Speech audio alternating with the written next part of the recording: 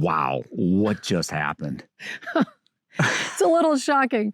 I'll tell you what just happened. We were part of a takeover cruise, a Yes. Chinese takeover cruise. Yes. But I have to say, a takeover cruise is not a derogatory or bad term. It is something in the cruise industry that they use when a large group or organization basically charters out the whole boat.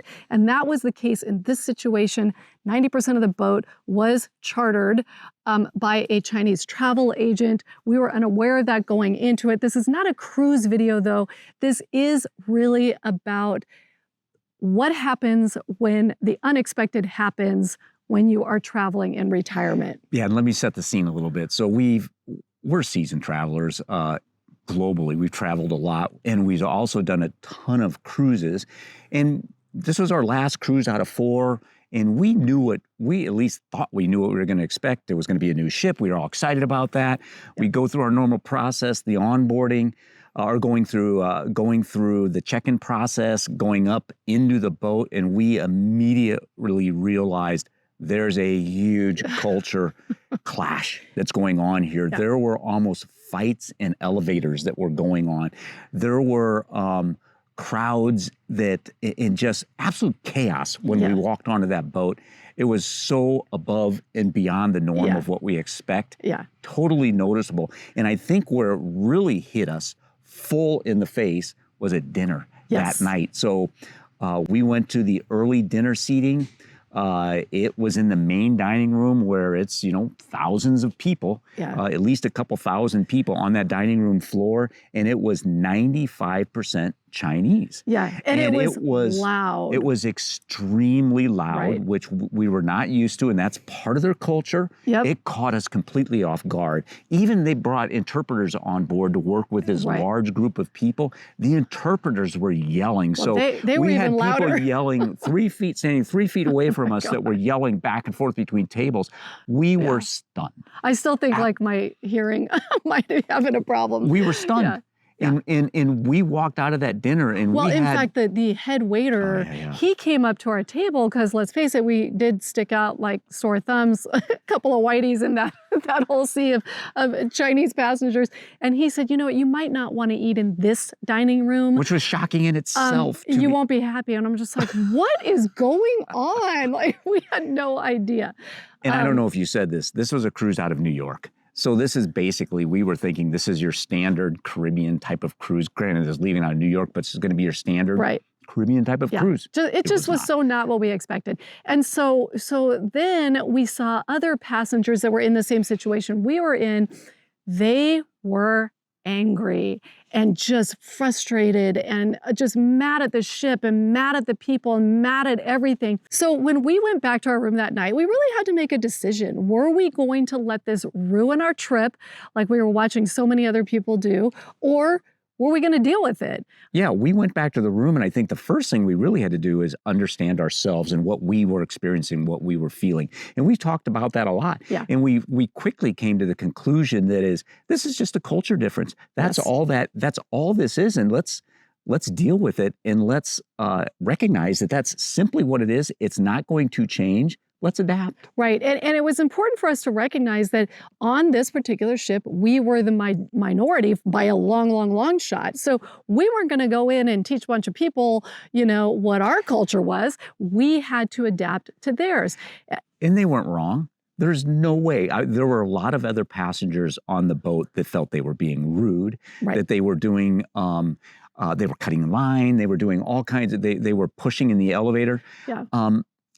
They were not doing anything outside of their own culture. Right. And it's as simple as that. So once we recognized what was bothering us and what made us uneasy, which was just a different culture, really is what it was, we started to adapt quickly. And we decided to consciously, let's appreciate what we're seeing here. Let's appreciate it. Number one, I will tell you this, I kept telling myself that a smile has no language. A smile has no border.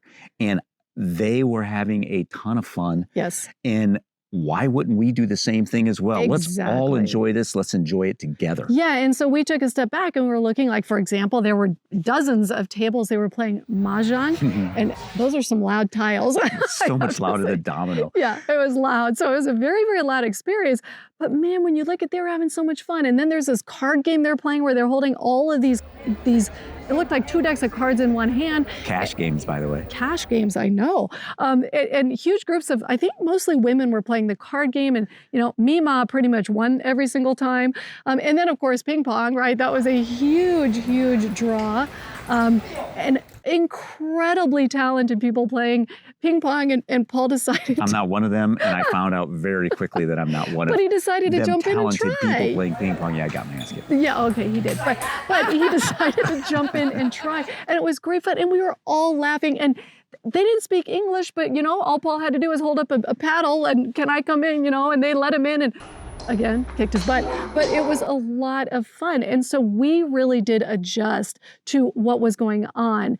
And unfortunately, a lot of the passengers, the non-Chinese passengers did not adjust. I was following the Facebook group for this particular cruise. Not happy. And there were a lot of people that were not happy. And I think it was simply they were expecting everybody to act with an American culture on an American cruise.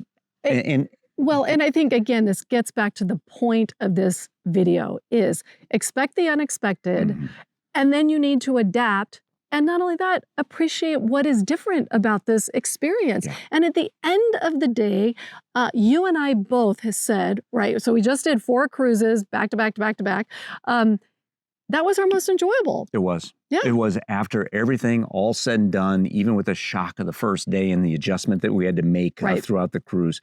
This was one of our most enjoyable, and it's probably the one that I'm going to remember the most for a long period of time. And I've said this in other videos, I'm sure I'll say it again, when things don't go as you expected, that is really the one that gives you the strongest memories. Yeah. We will both remember this cruise far more than when we did the Freedom of the Seas, just because it was such a unique experience. And the other thing, if you're traveling, the unexpected can happen anywhere. Yeah.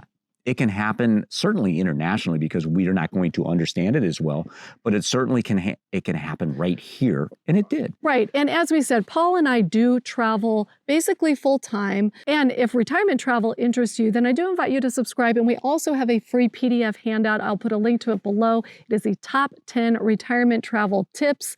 And you'll get that straight to your inbox if you click the link. Yep. And we're also going to do a review, a typical review that we do of the MSC Meraviglia. Yep. A wonderful ship. Be sure to take a look at that review. Yeah, when it comes out, it'll be right up here. And then also I'll put the link in the description box below. So thank you for joining us on the Freedom Strategy, where we are unlocking retirement by traveling the world.